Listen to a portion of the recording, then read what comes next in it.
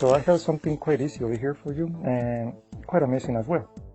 Now, this is a completely random deck of playing cards. Can you please pick any card you want? No, that's fine. Quite contrary. Can you please show it to the camera? Don't show it to me. Okay. You wanna pick the card or you wanna change your mind? That one. Okay. Look carefully. I don't know which one is it, but I'm gonna ask you. There are 4 suits: clubs, spades, hearts, and diamonds. Can you please pick any suit you want? Hearts. Hearts? Okay, watch. You didn't pick the clubs, the spades, and the diamonds. Will vanish the entire suit. Watch carefully.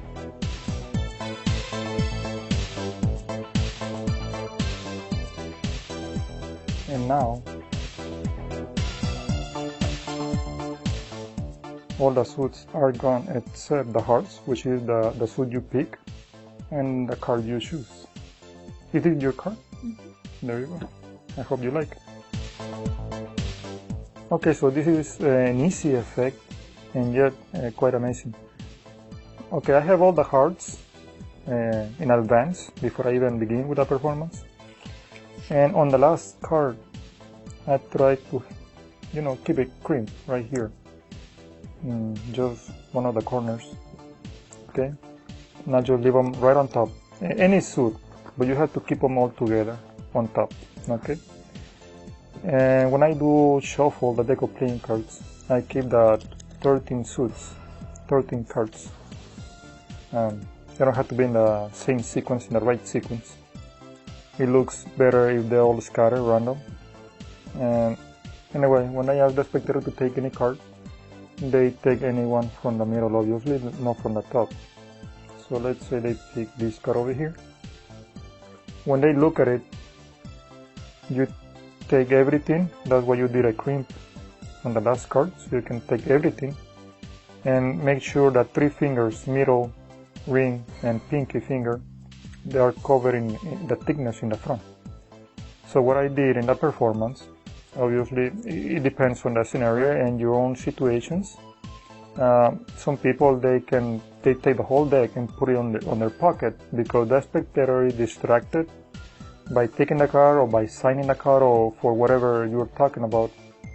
But what I did in the performance is just dropping the deck right behind. By putting my hand on the front, I just drop them, okay, right behind, keeping the 13 cards from the top of the deck, and then I squeeze, okay. This is all it is, squeezing the deck of playing cards, and I hold the sides. Now, all you have to do is they have to look straight in 45-degree angle at least, okay, so you can pull the card from the back, okay. And that's it. You just do the gestures, whatever excuse you want to give, and you have all the cards right there.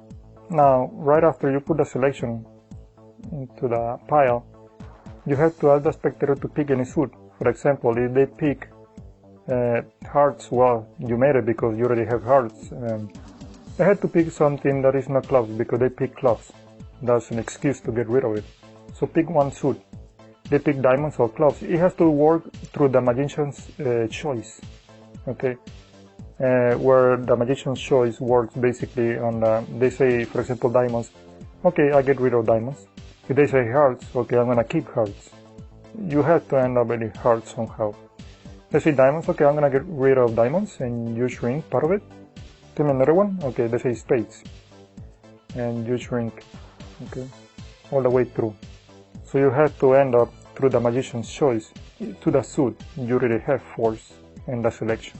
Okay, so here it is quite easy. You have to squeeze like that, and this is the main thing you have to practice because your fingers are covering 4 fingers if you can, or the 3 fingers. I use 4. It looks easy, it may not be as easy as it looks, but pretty much you squeeze, okay. You need to practice to keep the most even pattern as possible. You hold with the thumb in one side and with the index in the other side.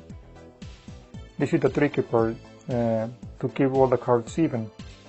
If you look from the front, notice it looks the thickness of the deck of playing cards in angle, but not in the front. Okay, notice there are discrepancies. Pretty much of the cards underneath are together and just the half from the top. So you have to practice that part at least. It's like doing the cascade flourish. Okay, and if this is a brand new deck of playing cards, is better because the border and the edge, it is quite bright and white.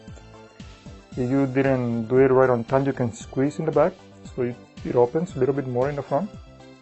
But just keep in mind that this is an angle. You have to approach to them so they can see more straight from the top. And it's better not to be too much light in the room, and you keep the right distance. You have to put that selection from the back, not from the front, because you may stumble or move the cards, the volume. So it's better to put it in from the back and go ahead and do the gestures. It looks like it is cheering.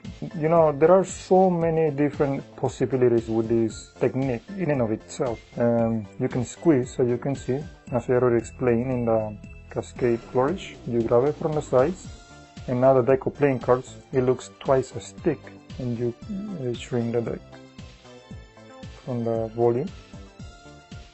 There are so many other ways people use it, so I won't go through all of them that I know, but at least you know the principle in this video.